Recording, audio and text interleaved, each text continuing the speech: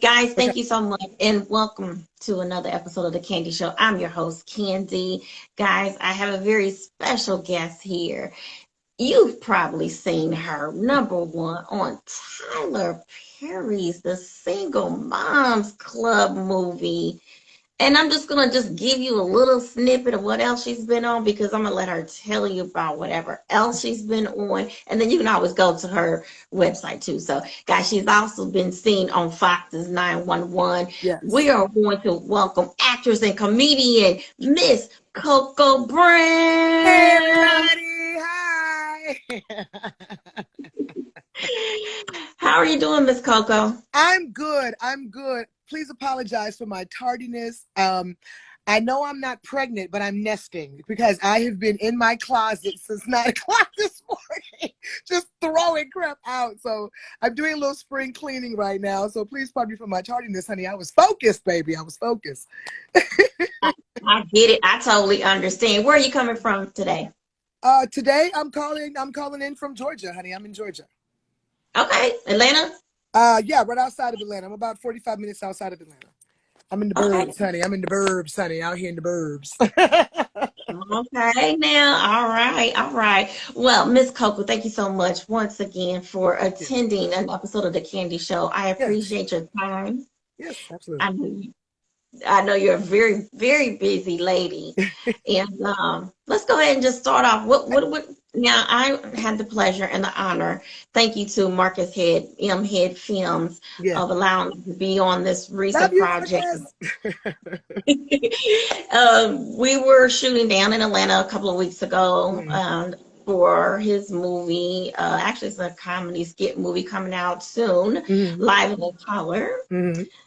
So I had the pleasure to meet you and just actually witness your talent in acting. So I appreciate that. Thank you so much for being such a good sport with me. Yeah, for sure. No problem. No problem.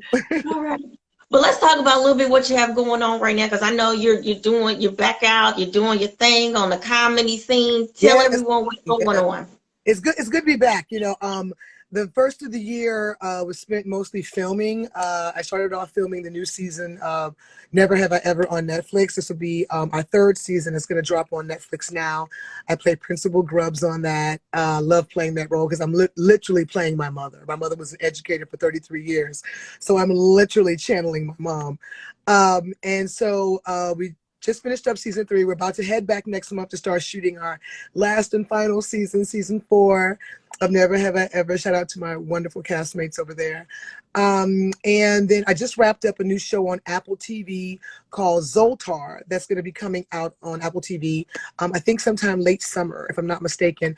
It has Chris Dowd, Gabrielle Dennis from Black Lady Sketch Show, Crystal Fox from The Have and Have Nots, myself. It's a very funny, crazy show, so make sure you guys check that out when that comes out. Hope you guys are all watching the new season of 911. I am not on this season, but my name is. They keep mentioning me. So hopefully I'll be back at some point. Of course, just finished up doing the live, the sketch comedy show with Marcus Head. Love him to pieces. And just now getting back on the road. I'll be in Baltimore next weekend at the Baltimore Comedy Factory, which is one of my most favorite comedy clubs to perform at. Plus, I got my start there in the DMV, so it's like coming home. So good to be back on the road.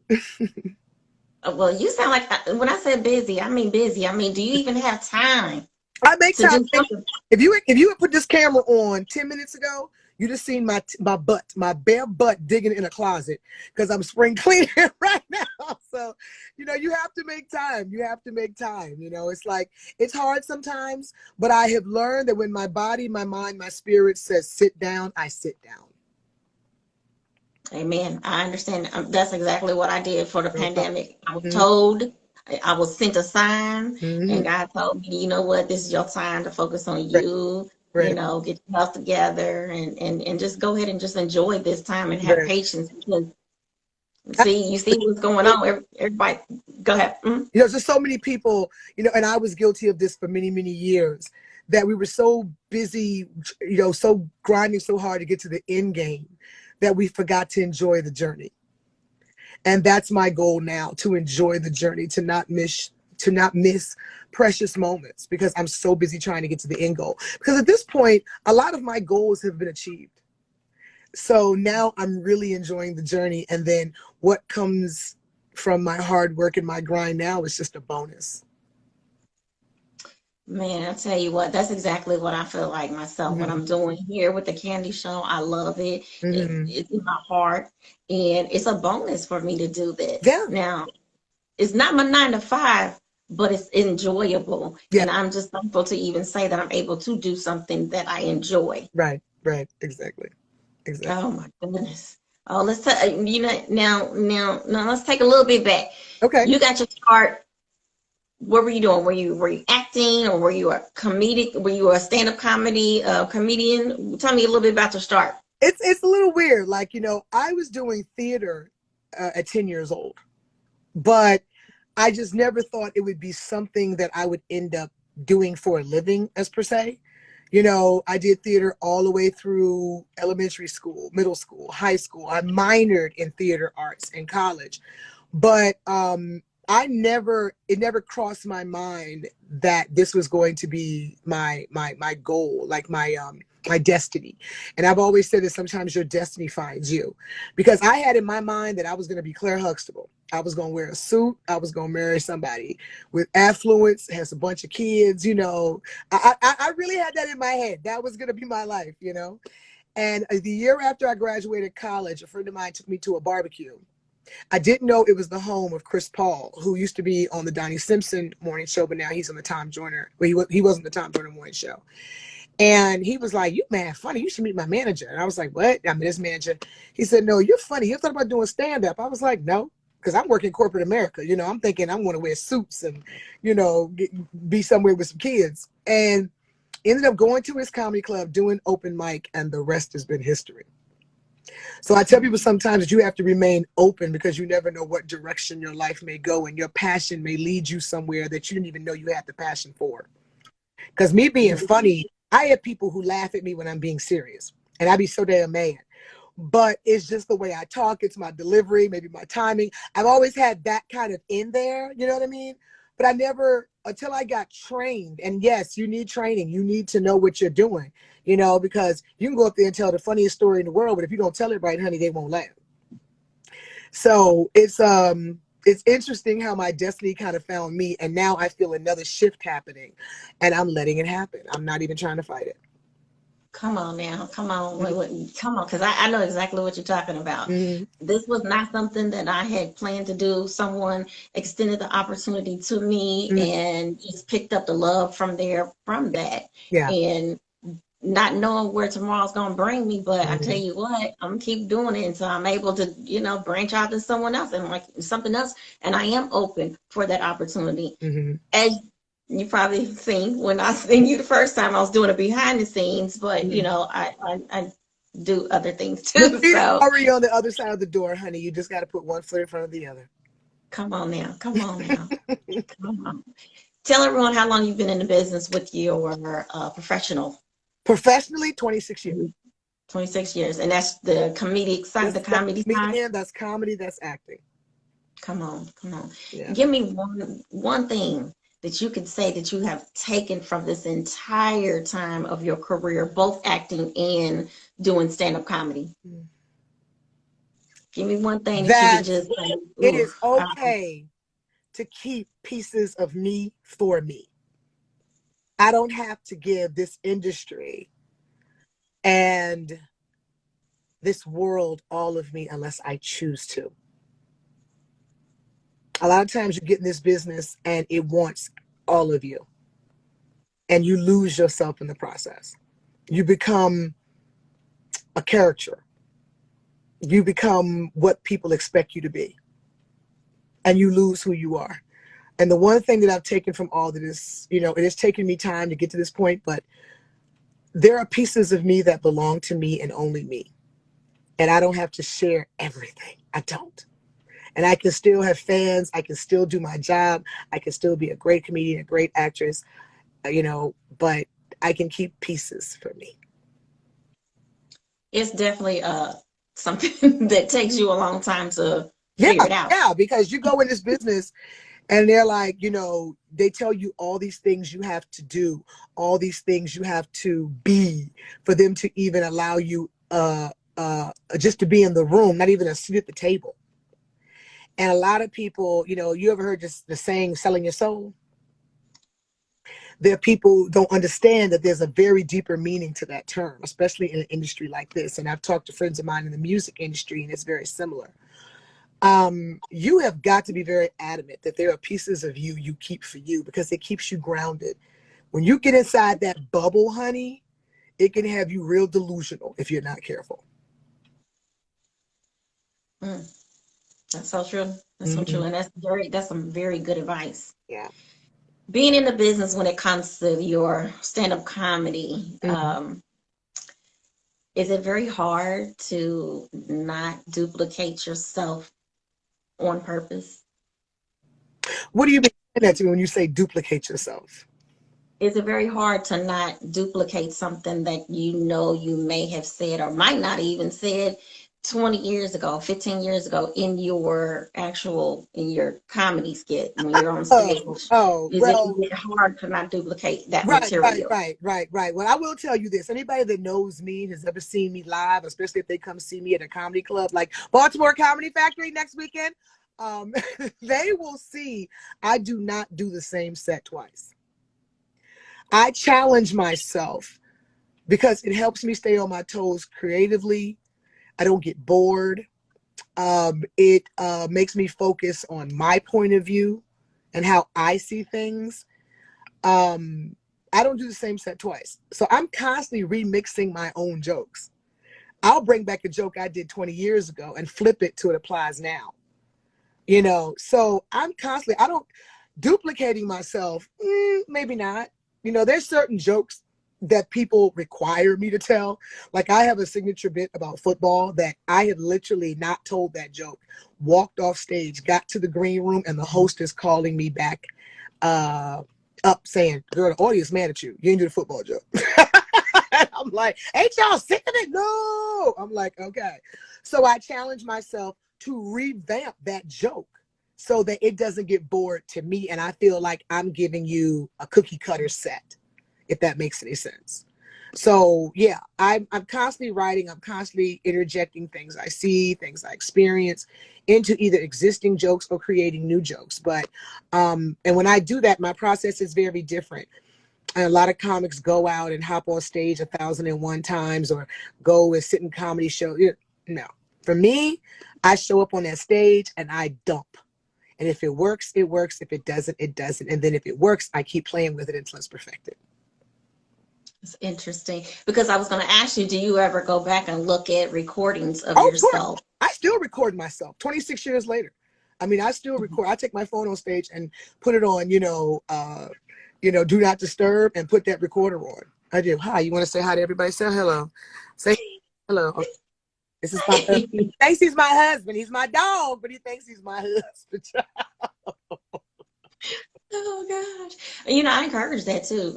Every time I do something, I encourage anyone who's doing something, and especially if you're out there in the public and you're doing something where you're in people's faces, you need to have your own recording because it's important to go back and watch yourself. Absolutely. Watch yourself and see yourself. My mentor, Darcel the Fat Dr. Blejma, may he rest in peace. He taught me so much. He taught me the business of comedy. He taught me that stand-up is a formula, that you just can't get up there and talk shit. Excuse my French.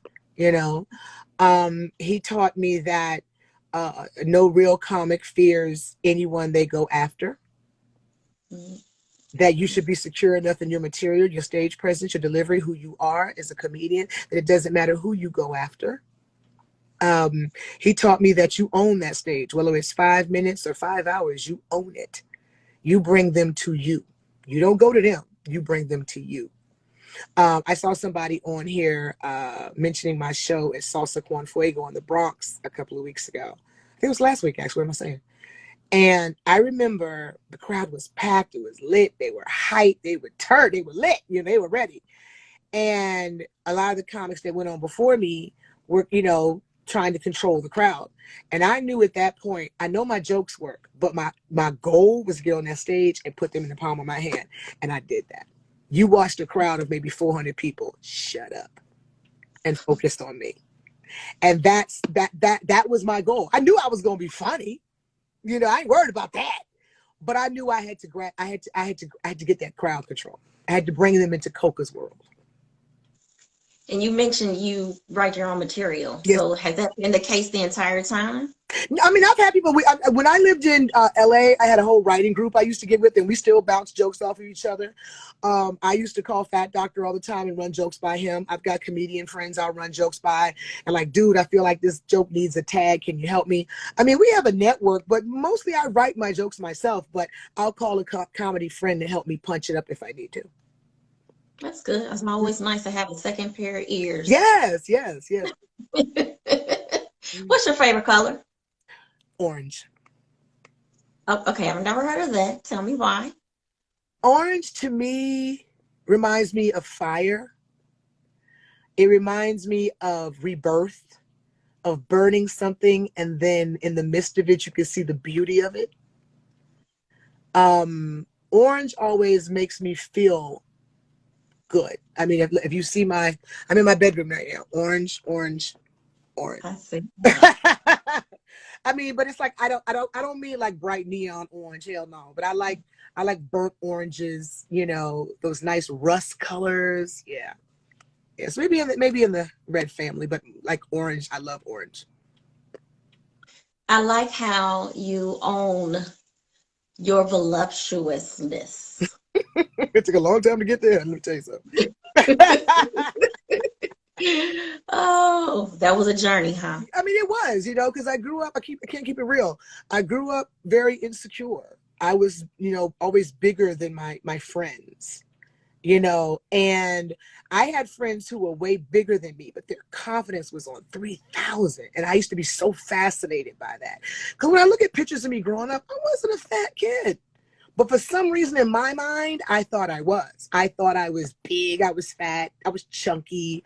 But when I look back at pictures of myself, you know, I was like, dang, why did I think I was so big? But I got compared a lot to much skinnier cousins and friends. And so growing up, you know, it was this feeling of inadequacy where I felt I had to be something else to be accepted. I'm going to tell you, it took me far into my 30s for me to realize God made me beautiful in just the way that I am. And you take your assets and you show them and use them, and you hide those defects until you know somebody better enough to unleash them. Trust me, I already know. I already know. Okay. Still dealing with it. Right. Good. I'll throw a waist trainer on. Don't play with me. Yeah. Oh my gosh. Have you wanted to do anything else besides acting and besides stand-up comedy? Absolutely. I mean, I'm doing it now. You know, I have multiple businesses. I really got into CBD during the pandemic. So now I have a CBD cream called Minty Toes that has become a hit with people because it relieves pain and inflammation. And I have people supporting it that have lupus because it helps with fibromyalgia. I have a podiatrist right now that sells it in her practice that, you know, gives it as an alternative to actual, you know, prescription medicine. You know, I have an edible business. Sometimes people want to get a nice smooth feeling and calm down, but they can't do the other thing because they have a good job. So now I offer CBD edibles. They give you the same feeling, but you ain't got to worry about your test coming back dirty. You know what I mean? And I'm just in the process now of getting Wigs of Love, which is my nonprofit, back on its feet. We had a little hiatus for a while, but that is a nonprofit that I had for women that we provide custom-made hair pieces free of charge for women who've lost their hair due to lupus or cancer treatments, chemotherapy, radiation. So getting that back on its feet. And also too, I want to direct more. I want to produce more. And I just got my first executive producer credit last year. I executive produced a movie. It was awesome. So getting more into that, you know, and directing. I love directing, but I want to learn more about it. I want to know exactly the ins and outs of it, you know. So I've been looking at taking some classes over at SCAD to learn more about, you know, directing. It's a lot of things I want to do more than just act or comedy, you know. But I'm the kind of person also too. I don't talk about it, honey. I be about it. I don't. Come on. Come on. Come on now. Because Oh my my goodness. my timeline and my deadline is mine. I don't need nobody asking me and rushing me my process. No. So that's why I stay quiet till it's a done deal. Understood. Understood. Understood. What do you like to do then on your own free personal time when you're not taking care of business? I love spending time with my son when he wants to be bothered with me. He's at that age now. I'm like, I'm your mommy. Why do you want to leave me? But he's getting to that age now. He'd rather be with his homeboys and stuff like that. I'm like, baby. But when I can have my baby for a minute, I love hanging out with my son. We usually, if I'm home in the weekends, we always have a mommy and son date night. So last night we went to the movies and, ate like 2 tubs of popcorn and stuff like that. I love hanging out with friends of mine and just doing very normal stuff. Like, for instance, I'm going to Essence this year, but I'm going with my girlfriends. I'm not going to perform. I'm not going. Well, let me take that back because word got out to my agents I was going to be there. Now they're like, girl, you want to do a stand-up show? Damn it. I was just trying to go and be a regular chick, But, hey, I ain't going to turn down no dollar either. But, so I like hanging out with friends. I love having friends over and doing, like, barbecues and cookouts and game nights and stuff like that too. That's always a good thing to have a balance. And I'm right there with you. I'm more of a patron of entertainment. Mm-hmm. So I love going to support those things Yeah. versus maybe working for something or someone or the candy show or whatever. So I'll just Right. first and foremost have my enjoyment, and that is my entertainment. Yeah. What do you like to cook? And you like to cook, right? I love it. My boy Kyle used to say I cook like I used to be a slave. But I think he meant it as a compliment. That sounds like you throw down and you almost can't just stay with 2 or 3 courses. I was raised by 2 Southern grandmothers, honey. So I could cook before I could look over the stove. Like, they made sure if I didn't know nothing else before they left this earth that I knew how to cook. And I mean, and not just cook, I can bake. I can do the whole shebang. That's how my edible business came to be. I was just using my grandmother's recipes and adding CBD to them. Oh, wow. Wow. Yeah. But my favorite dish to cook probably is oxtails. I'm sorry. My father, my father likes to eat oxtails. Well, no, we had to eat that when we were, growing up in the house. We didn't have a choice of what we ate. What was put in front of us, we had to eat. And that was one of the things that we had to eat. But you didn't like oxtails? No, goodness, we had oxtails, shoulder bones. Oh, wait. Yeah. You ain't had the right oxtails, girl. I'm going to make you some oxtails so you can see how they're supposed to be made, girl. Because first of all, you ain't supposed to be making oxtails every day. Oxtails is a process. That's 24 hours of love in that pot, baby. Man, it was, let's say, oxtail, shoulder bones, ham hocks. Yeah, see, now I ain't doing all that, because I make my collard greens are completely vegan. I don't even put meat in my collard greens, but the way I season it, you think I got a whole slab or something in there. And I've had friends like, you lie, it's meat in this. So they've watched me make them and they're like, you ain't put a stitch of meat in them greens. No. It's not the right season. With the right seasoning. Okay, I'm gonna have to try. I'm not saying no to the greens. But now, since I had a chance to witness you do your improv in person, what do you like better? Do you like doing improv or do you have to read a script? I ain't gonna lie. I like both. But I love when a script is in my hand and I get to bring somebody words to reality. And then when a director gives me the ability to improv with those words, that's perfection. Yeah. Oh, wow. And I like that too. I enjoy that. With a little bit of lines, but then also at the same time, it's not just about the lines, it's about how you can bring that Mhm. character to life. And that's why Right, I love right. part two. Some directors, are very adamant that you stick to the script. Those are their words, or the writers are very distinct. Stay with the script. These are my words. Don't play with them. And then you have some who will see maybe your talent, your ability to improv and really embody the character, and they'll give you the freedom to say, "Hey, don't be married to that script. I want to see who this character is," and then you can really run with it. Like Tyler Perry used to give me that ability with Jennifer on For Better or Worse. So a lot of times when you saw me on that show, I was improv. Come And I come was on. having a blast. Love it, love it, love it. Can you offer us single ladies Mm, some advice mm, in this dating world? I'm just gonna tell you mm. right now, it's been very hard. Matter of fact, I don't even want to say this. It's been very hard. I've been focusing on myself. But how do we get back out? What's your advice of us getting back out in the dating world It's while we're hard. still in this? I'm going to tell you something.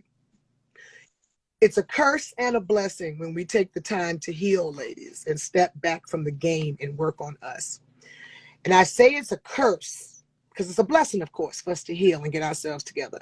But it's a curse, too, because when we come back out with our eyes wide open and that bag is buried, and we start seeing these Negroes for how they really operate, we want to go back to healing.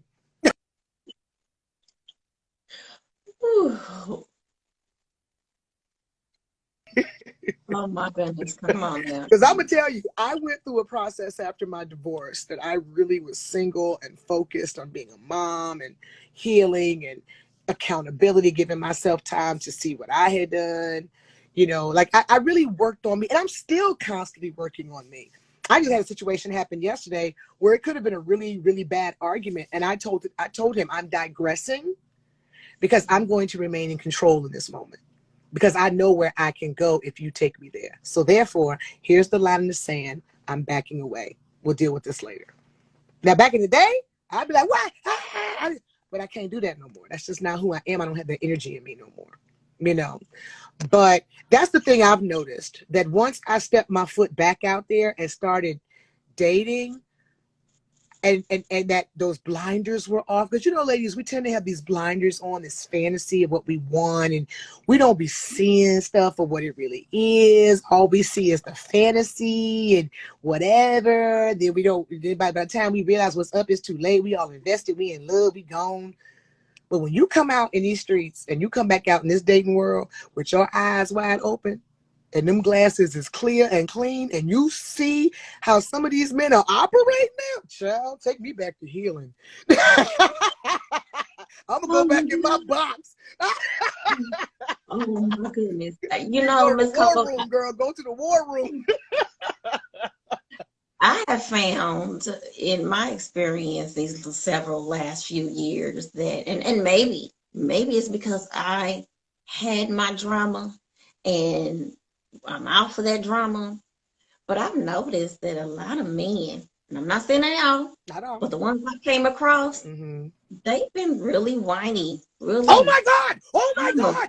I was just saying this. Coming from a household where my father was a true alpha male.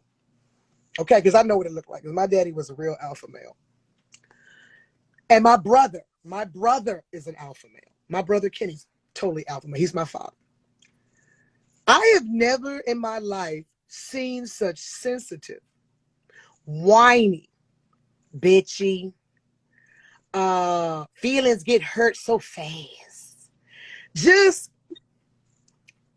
like, you might as well clap your hands and do your head like this when you talk to me, because you there with it. You this close. You this close. And I'm gonna be real. I'm an alpha female, but I'm an alpha female that knows how to be a beta in the right man's presence. I know how to be ladylike and feminine and the whole nine in the right man's presence. I find it very difficult to find true alpha men I can be a beta with. Ooh. Oh, trust me, I'm all up in here. I'm right there with you. It's just I so don't know. And weird. the thing is, I don't want to say that men can't express themselves and have feelings and emotions. No, we want you to. Like when dudes say, I ain't crying in front of no woman, and you ain't cried in front of the white woman. You ain't cried in front of the right woman. Okay? Because if you are at that point that you are crying, I'm not looking at you like you weak. I'm like, oh, this brother's broken. Let me see what we can do. Okay? But I'm talking about this whiny, picky. A lot of y'all need to stop watching Kevin Samuels because he's turning y'all into some bitches. I'm sorry. Excuse my French. I'm just going to put it out there. They putting bitch in the beer, honey. They putting bitch in the beer. Stop drinking that beer he's serving y'all, honey, because he puts some bitch in it. Because that's the thing that blows me. Like, where is these alpha men at? Because this beta, like, ugh. And I'm not talking about squares. Some of you men think it's square. No, Russell Wilson is a square, but honey, if he could go into a factory and duplicate 3,300 of him, I'd buy 29 of them, honey. Okay? I'm talking about, like, they don't want to be gentlemen because some girl got mad because you opened her door. I ain't her.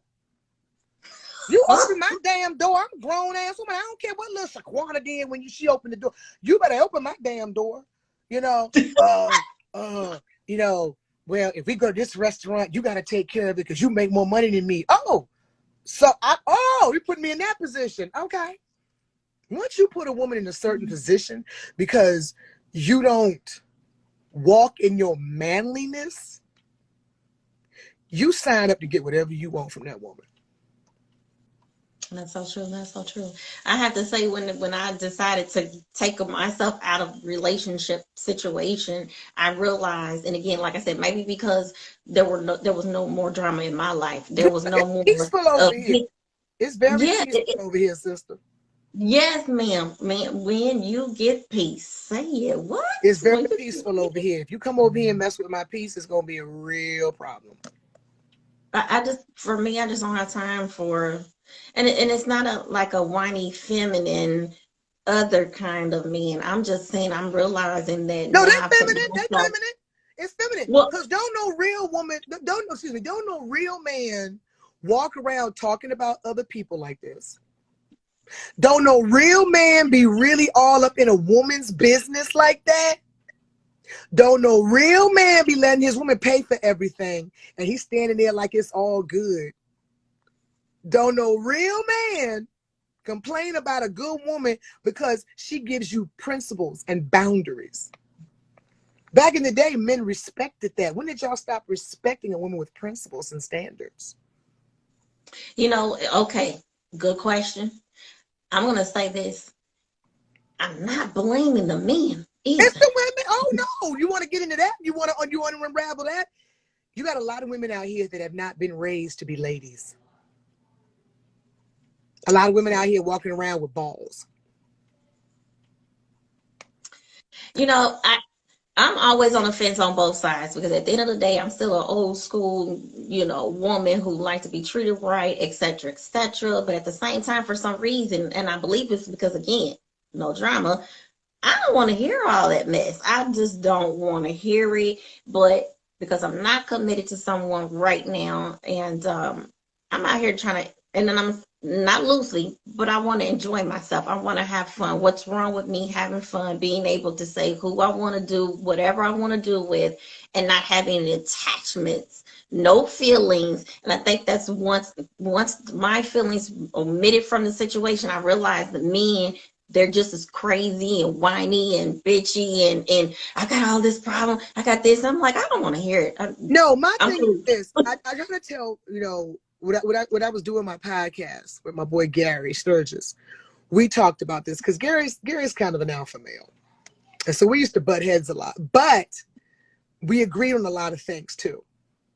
And the one thing we agreed upon is that men understand no matter how alpha a woman is, when she is with her man, she wants to be a woman.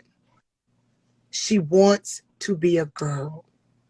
And if it gets to a point that she's constantly having to wipe your nose and burp your ass, at some point we're going to treat you as such. Be selective of how much bitching and whining you do around your woman. Well, you know what? On that note, Miss Coco, I know We could definitely continue this. So you said you used to have your podcast. Do you still Yeah. have it? Gary and I got so busy that we kind of had to put the podcast aside because he's filming multiple projects. So was I. So we couldn't do it. But I am coming back with a podcast very, very soon. I'm a person of divine inspiration. It has to be truly put on my heart and spirit to do it for me to feel passionate to do it. Okay. And over the course of the last, year, I've realized that I've become like everybody's favorite auntie. So I'm doing a new podcast now called Hey Auntie. Okay. And this is 49 years of wisdom, honey. I ain't gonna tell you anything that I haven't walked through. I ain't gonna give you no advice that I haven't experienced. And to say the least, I'm in the industry. I'm a single mother. I've been married. I'm divorced. Baby daddy that don't act right all the time, but I don't bash him. Let's see. I got a lot of experiences, honey. I ain't gonna be out here sharing nothing with you and telling you nothing that I ain't walked through. Come on now, come on. Okay. I know you're a very, very, very busy lady. Please go ahead and let them know. Like I said, we can talk about this another time. Keep going. But I know you got to get out of here. Come on. Tell everyone once again what you have coming up, real quick, and tell them how they can reach you, book you, Okay. follow you. Make sure you guys check me out on the new season of Never Have I Ever on Netflix. We are, season 3 is going to be dropping soon, but season 1 and 2 are already there. Make sure you check me out on the new show Zoltar on Apple TV coming this summer. June 3rd, make sure y'all head on down to the Valley, honey, to Chuckalisa, and check me out on P Valley on Stars. And if you're in Baltimore this weekend, make sure you guys check me out at the Baltimore Comedy Factory. I'll be there Friday, April 29th through Sunday, May 1st. You can get tickets on my page. Make sure you follow me, Coca Brown One Funny Mama. I know it's long. Honey, just put in Coca B and you'll see that blue check. That's me. Okay? Come on now. Well, thank you so much once Thank you again. for having me, Queen. Thank you. You're welcome. Thank you so much once again, guys, for tuning in to another episode of The Candy Show. I'm your host, Candy. Guys, make sure that you follow Instagram page, Candy Talk Show. Make sure you subscribe to the YouTube page, capital C, number 2.